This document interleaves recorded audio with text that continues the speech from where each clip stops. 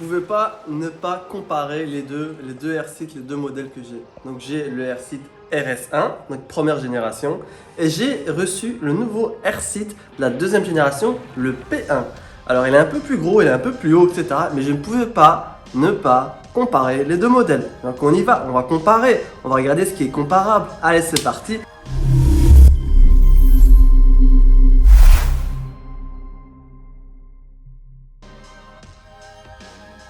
On part directement avec le AirSeat que j'ai ici, le RS1. Alors le RS1, il est hyper compact, on voit direct ici, la plaque est bonne.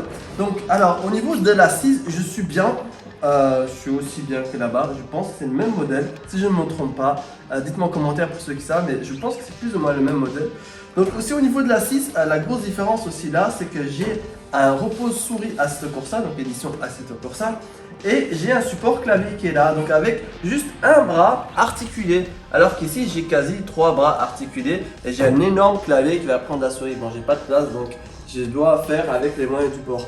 Alors, la grosse différence aussi ici, c'est au niveau de la hauteur du siège. On peut voir que là, la hauteur du siège, elle est bien plus basse comparée à ça. On est bien plus haut ici. On a cette grosse lignée en dessous qui arrive, qui permet d'accrocher pas mal d'éléments, comme par exemple les freins à main, etc. Donc il y a vraiment pas mal de choses. Alors la chose aussi qu'on peut noter, c'est au niveau du socle, au niveau du sol. Ici c'était vraiment sympa, le RS1, il a vraiment une figure de style avec les petits trous comme ça, où on peut cacher des câbles ou quoi que ce soit, mais voilà, ça fait le style. Par contre là on est beaucoup plus dans la simulation, on a une sorte de sol racing antidérapant. On dirait qu'on va glisser, mais on glisse pas vraiment. On a aussi un pédalier adaptable qui n'est pas nécessairement le cas de l'autre côté avec que des vis. On a aussi au niveau du volant, au niveau du support du volant.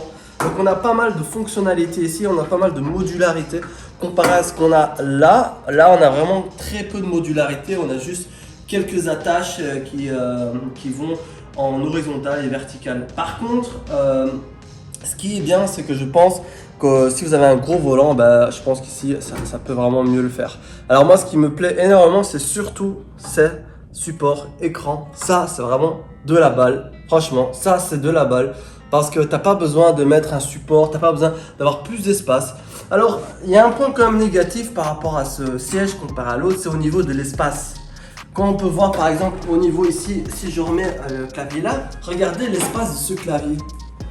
Le clavier ici, franchement, c'est chaud quoi. Donc c'est un peu grand quoi. Donc il faut vraiment avoir de l'espace dans sa chambre pour pouvoir avoir ce support clavier. Alors je pense que c'est indispensable pour pouvoir essayer d'éditer ou quoi que ce soit. C'est indispensable, mais si tu veux ranger ce support clavier, c'est cette position là. Et donc là, qui veut dire cette position là, veut dire vraiment avoir énormément d'espace. Et de l'autre côté, normalement, il y a un bouton box qui va arriver pour mon Stream Deck, qui n'est pas encore arrivé, mais je vais le faire dans une prochaine vidéo, juste par rapport au button box. On a aussi le support ici des leviers de vitesse, très différents de ce qu'on a ici. On peut voir que là, au niveau du levier de vitesse, hop, voilà. Au niveau du levier de vitesse, je n'ai que ce support là, ici là.